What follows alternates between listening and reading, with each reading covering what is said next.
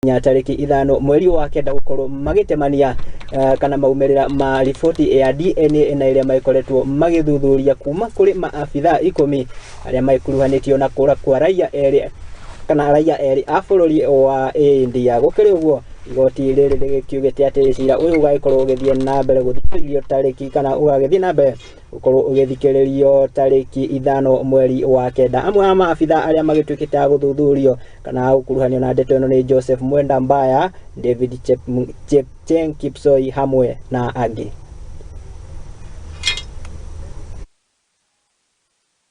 Whether to charge and not to charge and seeking for more time, whether Your Honor would be regarded with, is it in the public interest?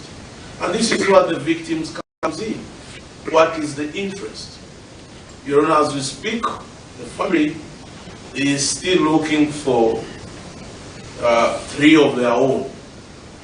Out of the record, because although the respondents, the defense counsels, have raised their concern with regard to the prosecution seeking another date, those concerns are on the record. However, fundamentally, you've also said you are willing to indulge them for one more time. Yes, no objection. Good.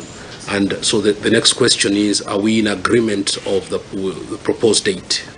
That is the 5th of September. Is that convenient to everyone? It's convenient to my part. That is convenient to everyone. Yes. So I think my only mandate now is to give that as the next mentioned date. We come and we deal with anything that arises on that date is dealt with on that date. And the mention will be before court number 1. This is a court number 1 matter. Most of that, Your Honor. Okay. 3 before court number 1. We may adjourn.